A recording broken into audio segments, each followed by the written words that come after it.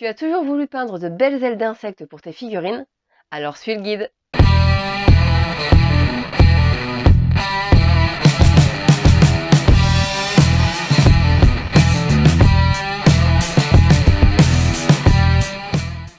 Bonjour à tous, j'espère que vous allez bien. Cette semaine, on se retrouve pour un petit tuto sur la peinture des ailes pour nos figurines. Et plus précisément, aujourd'hui, on va se concentrer sur tout ce qui va être ailes d'insectes, style mouche, libellule, ailes translucides, diaphanes, limite un petit peu holographique. Alors pour commencer, comme vous voyez, j'ai déjà peint toutes les nervures des ailes en noir et je vais donc ensuite venir compléter entre ces nervures l'intérieur des cellules avec de la peinture argentée.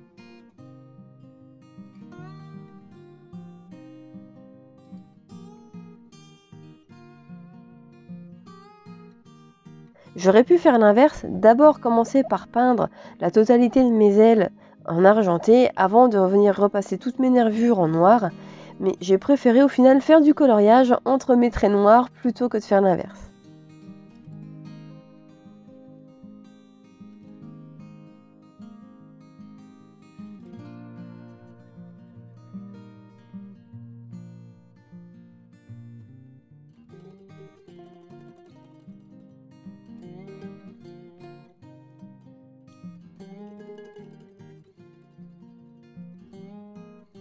Alors, ensuite, on va venir retravailler chacune des cellules avec différents glacis, donc du bleu, du jaune, du vert et du rose, pour obtenir cet effet un petit peu holographique qu'ont souvent les ailes d'insectes.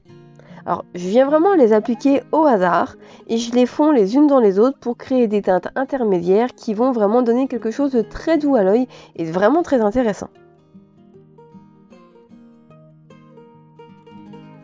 On est vraiment sur des glacis assez dilués. Alors avec certaines couleurs, il faudra peut-être faire plusieurs passages pour obtenir un effet un peu plus pigmenté ou tout simplement moins diluer votre glacis si vous voulez quelque chose de plus tape à l'œil.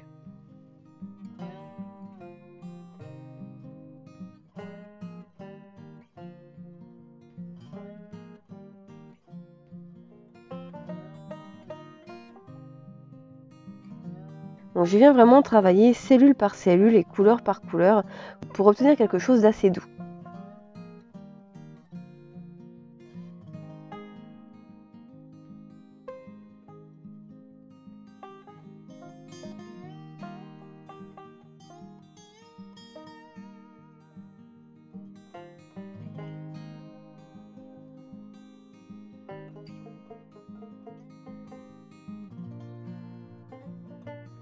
La figurine que vous voyez, elle provient de chez Rose Infinite. Elle est issue de l'abonnement du mois de mai, si je dis pas de bêtises. Et franchement, c'est une de mes figurines préférées.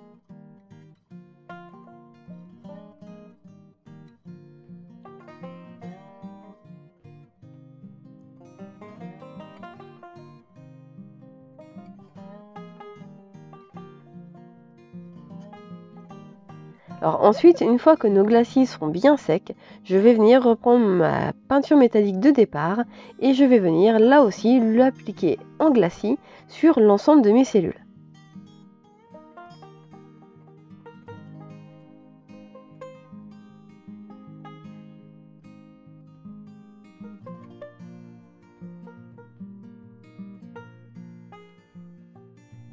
Alors l'avantage de repasser un glacis d'argenté par-dessus et pas seulement le laisser en dessous, c'est que ça va vraiment redonner un côté très irisé à l'ensemble, ce qui va nous permettre d'avoir un rendu assez réaliste.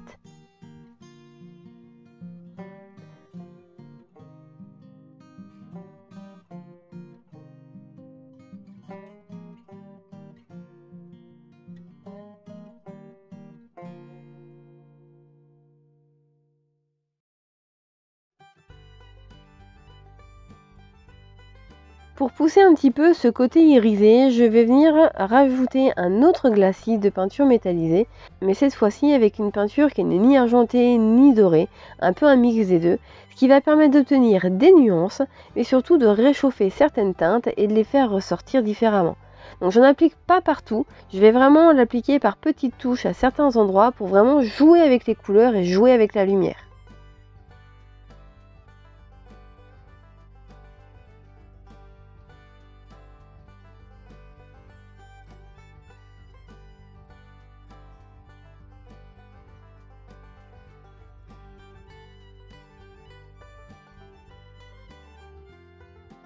Et voilà le résultat.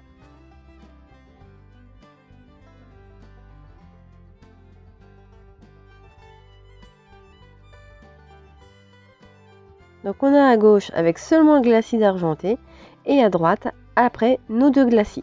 Donc on voit quand même que les couleurs sont un petit peu plus chaudes, un petit peu plus chatoyantes après le glacis de ma deuxième peinture métallique. Enfin, je vais venir appliquer quelques éclaircissements en reprenant la même couleur que ma couche de base pour redéfinir chaque petite aspérité, chaque trou, chaque bord pour donner davantage de lumière à l'ensemble.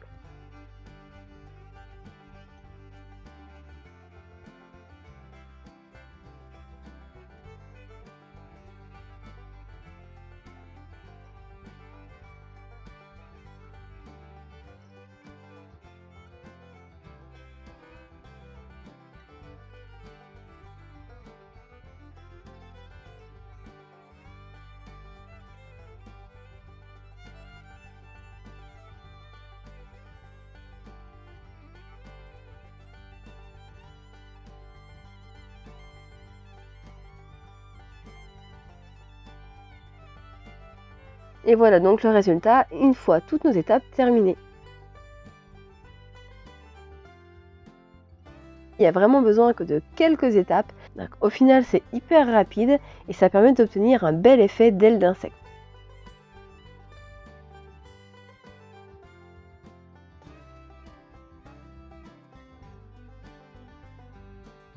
J'espère que ce petit tuto vous aura plu, surtout qu'il vous sera utile. Merci à tous d'avoir regardé cette vidéo et à la semaine prochaine.